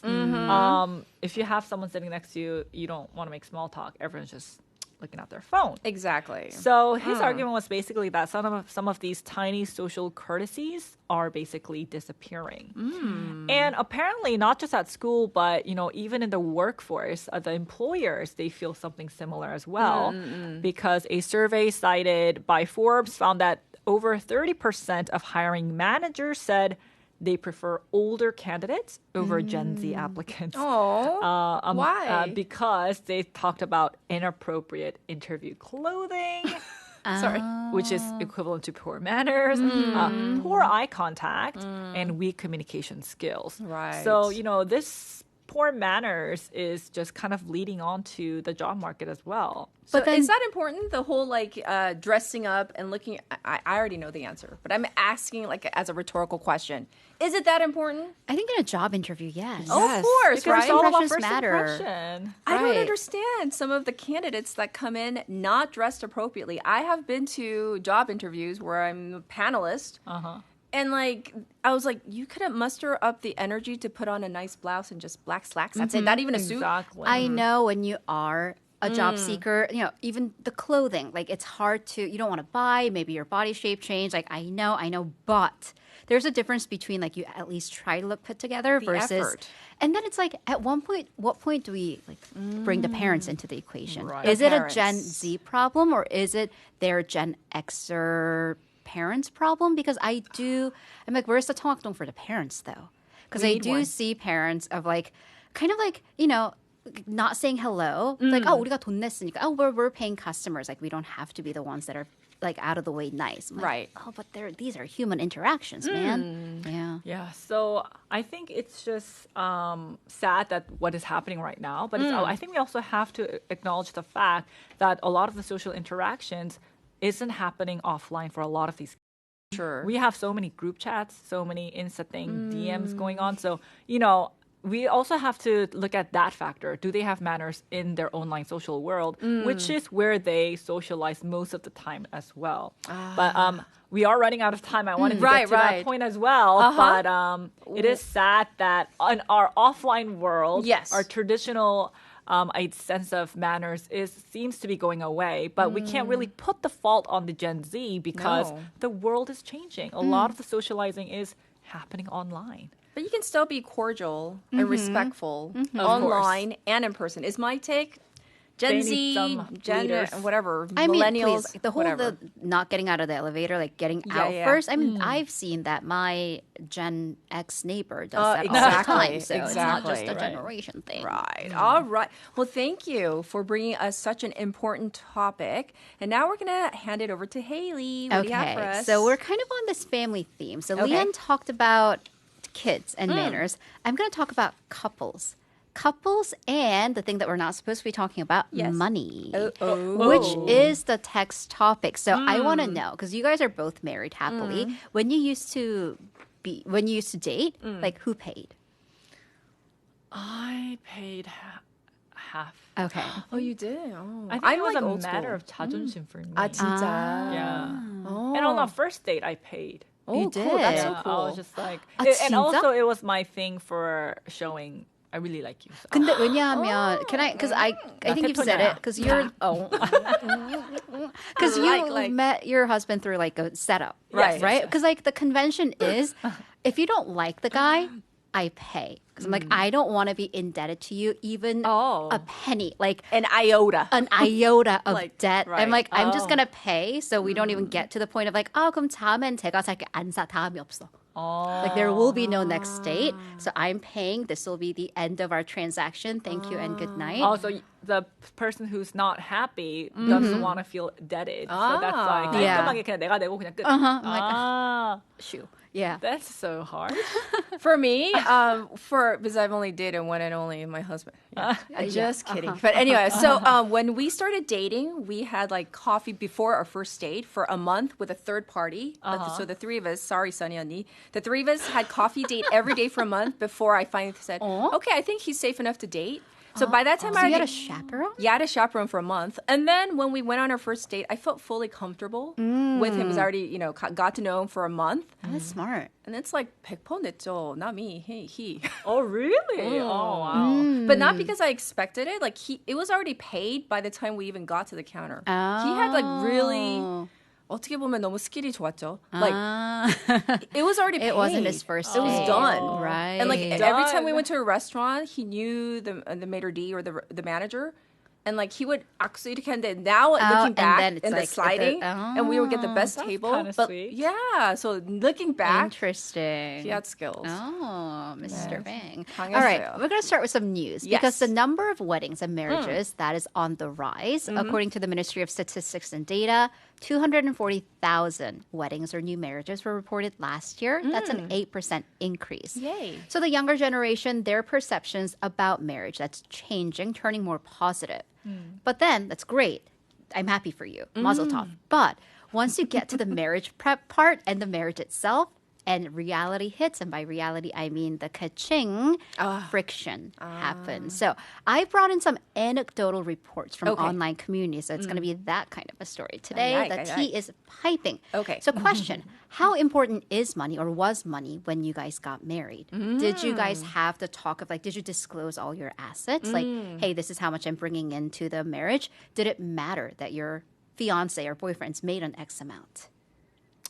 I think that's completely realistic. Yeah, it's important. It's important. And I was young and stupid in my mid-20s. I was really young. And it mattered. But I don't think it mattered the other way because I wasn't making that much. Right, right. Exactly same. Right. I got married too young and I was just, young in and love, stupid. and that exactly. was it. I think if I'm getting married now, totally different I agree. story, Right, because you guys did get married in your 20s, and then I'm completely different, unmarried, I'm in my mid-30s, and the realities of I have more assets than I did 10 years ago, so that matters. So in South Korea, and really any capitalistic society, the most challenging part about your wedding prep is getting a home, buying if you're super duper lucky, but even just renting. Yes. So here's an online community story. My girlfriend parents are being really petty about our first home.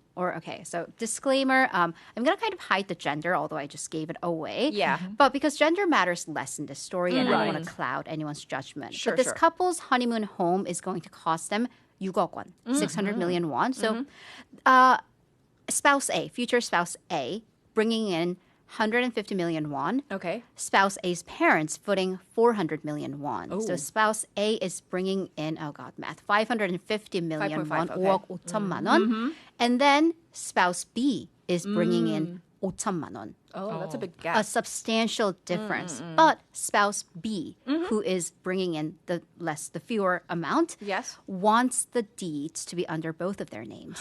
명의, 공동 명의. And then, but the spouse A's parents was we're putting 80% of the bill. They're like, no, it's going to be under our child's name. So there's the conflict. And spouse B says, it's hard to fathom that our home, our future home, is going to be just under one person's name. Admittedly, the money that I am bringing into the marriage is small initially, but a contribution to a marriage isn't determined by that initial amount. That's fair. However, spouse B kind of lost the audience when this person said, when we have kids, my spouse might need to take a break, be on childcare leave, in which case I will contribute more financially. I'm like, so it's not about money, but it's about money. 그건 좀. So, that's a whole thing. So, what do you think? The whole 명의. Endless. Right. Right. Yeah. So that is that's been kind of. Yeah. So his argument is basically saying I'm okay to pitch in a small amount, but it has to be under my name. Both of our names. Because you're going to be having our kids, and you're not going to be working, and I'm going to be pouring in money for our 생활비. Yes. Is that the mentality? Exactly. We have a comment ding, ding, ding. from one of our listeners. So they write, 너무 안 따지면 살면서 후회합니다. So if you don't get into the logistics from the get-go, you might regret it. But I do agree with that completely as well. Because one person might be hanging, wanting, wishing that something will come in some form of way. Right. But then if you have it very clear from the start, then there is no wishing and hoping. Or, right. Yeah. But then I'm like, as a non-married person, I'm like, where's the line? Because you don't want to be too calculated, but then you don't want to be too naive. So it's where do we draw the line? Where do you look? That's when you need all the advice from the 선배 marriage people. All right. 선배 marriage people. So we're going to move on beyond we're not 선배다. We're just naive young married. 그럼 전 어디로 가나요? 그럼 나는 어떻게 그럼? 우리는 요새 요렇게 이러고 있어. 그렇구나. All right.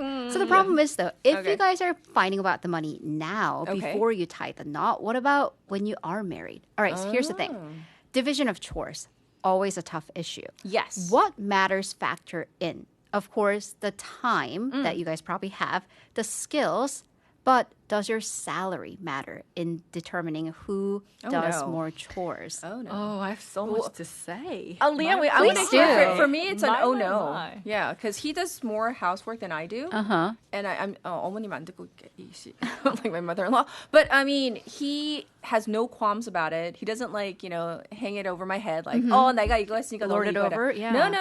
No. So he does a majority of the chores because he's good at it. I'm not good at cleaning, so hence I don't clean. So I this cook. is nothing has to do with your salary. No.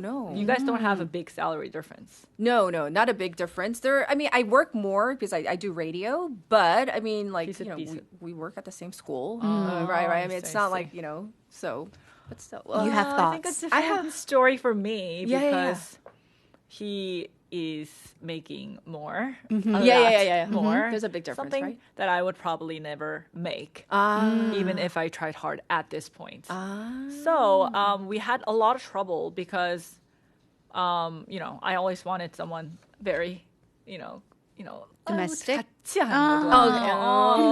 the trash together. And, that's like a form of love for me. But then I realized throughout the years that what he does out there is like true war every day. And it was hard for me to come through that. And so I've always wanted more. Like, I don't care what kind of work you do. It's just like, you got to do But when you this get for me. home, But I then- want you to be, Yeah, that but then loving after I husband, right? started going to his workplace and seeing what kind of work he's dealing with on a day-to-day basis, then I said, you don't have any responsibility at home because I'll just do it all. Interesting. And I think that is like the best case scenario because Okay. in this particular, another online community story, Yes. spouse A makes 8천만 원, 80 million won per year. Spouse B makes 50 million won per year. So a substantial 30 million won difference. Okay. And accordingly, the spouse who makes more is saying, I don't think I should do more chores.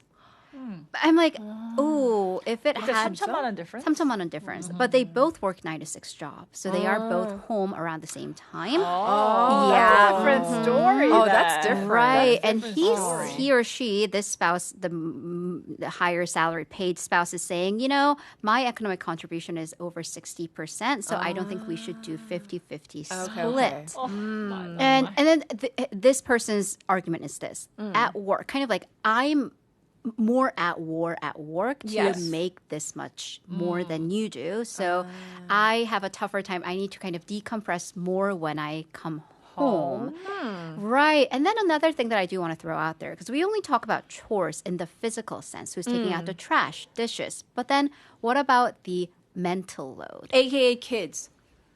Well, and the physical, the kids are such a physical load. I know, but the mental. Exactly. But then here's the thing, because this is like the unpaid aspect, unrecognized aspect of domestic labor is who keeps track of the calendar, who keeps track of, are the bills paid, who 어머님 생신이, did you buy the gift? 챙기는 거, because, 챙기는 거 takes such a big part of your brain. It does. Right. And then that is a job in and of itself. Right. This has kind of been credited / blamed for the rise of trad wives as women. And it's the trend.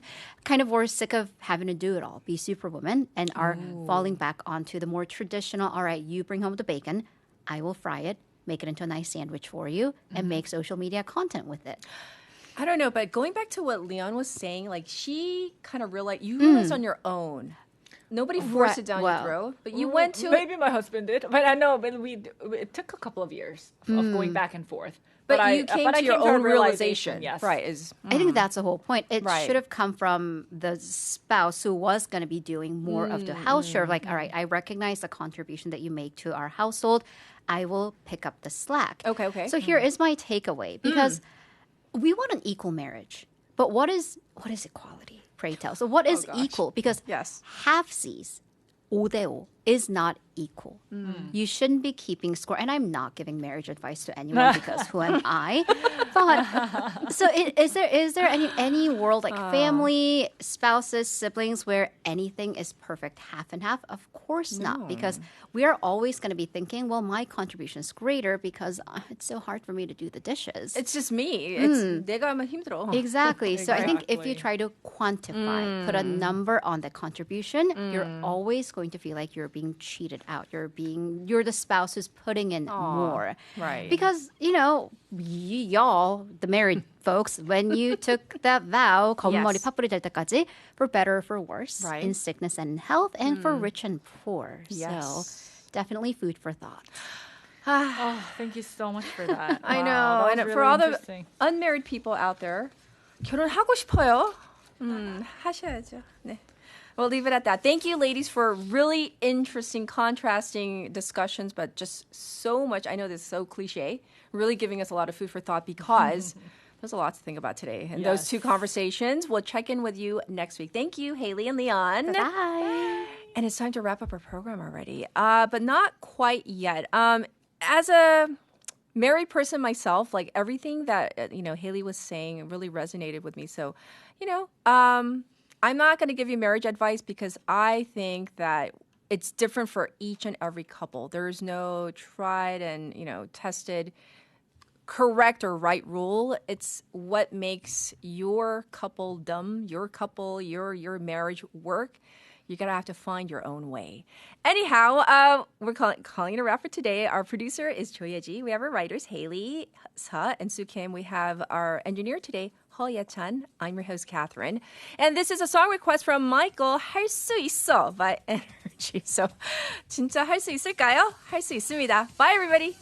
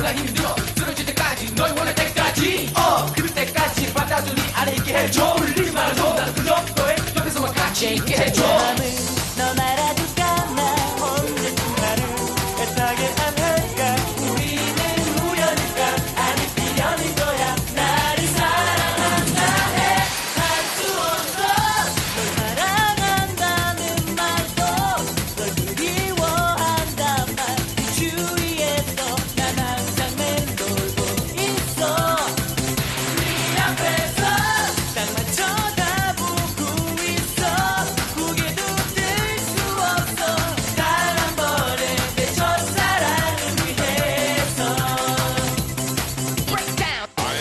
Polizei, 3, 4, Grenadier, 5, 6 an den Gags, 7, 8,